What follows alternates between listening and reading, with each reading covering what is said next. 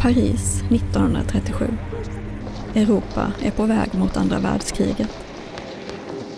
Men det är också en tid fylld av framtidstro och idéer om modernitet.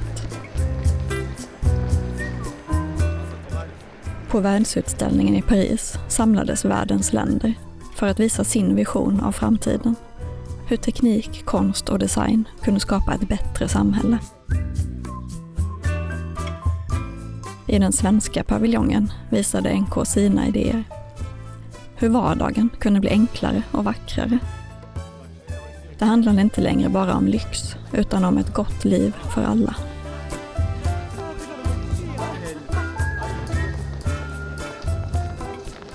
Och i den svenska paviljongen så hade NK gett den 23-årige frilansande arkitekten Elias Svedberg och textilformgivaren Astrid Sampe i uppdrag att inreda ett vardagsrum och ett studierum. Och den här utställningen den skulle bli genombrottet för båda två och också starten på ett samarbete som skulle pågå i många år framöver.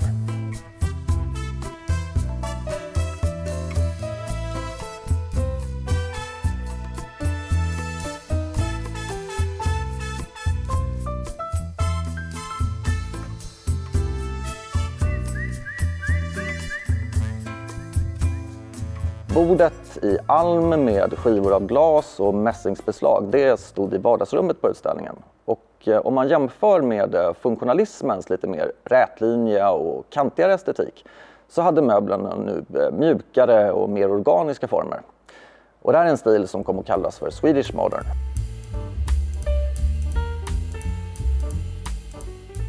Men idag så är Elias Svedberg nog mest känd för någonting annat. För 1943, assisterad av Lena Larsson och Erik Wörtz, så vann han en möbeltävling som hette Morgondagens möbler.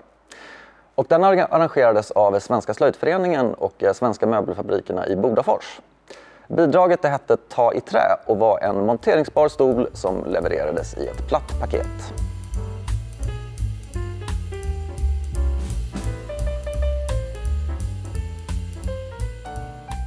NK nappade på idén och Elias Svedberg flyttade till Nyköping. I NKs verkstäder utvecklades Triva Bygg, ett nytt sätt att tänka kring både tillverkning och försäljning. Det här konceptet det utvecklades och när Triva Bygg lanserades 1945 så blev NK först i Sverige med möbler som såldes i platta paket och monterades av kunden. Och det här är alltså 10 år före IKEA. Ni behöver endast en skruvmejsel som det hette i reklamen.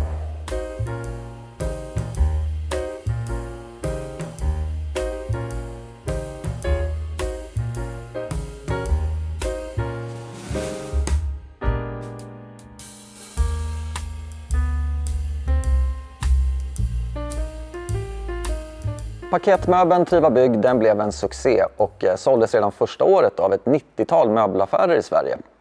Och Triva-möblerna de gick på turné i England och Skottland, de visades upp i Paris och man fick också en återförsäljare i USA genom möbelföretaget Noll. Och Triva det blev ett eget bolag inom NK-koncernen från 1945 och skulle finnas kvar i drygt 20 år. Verkstäderna i Nyköping förändrades. Serietillverkade möbler ställde andra krav. Mer löpande band och mindre hantverk.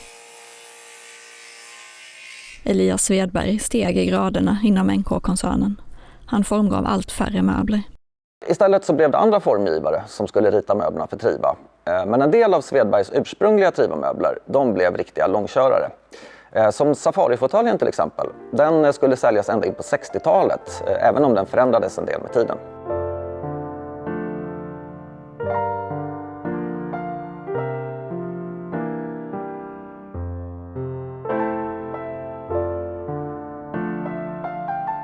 Triva-serien blev en succé. En revolution. Möbler i platta paket.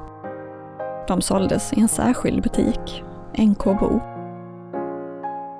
Men det handlade inte bara om möbler, utan om hur ett hem kunde formas. För livet som faktiskt levdes där.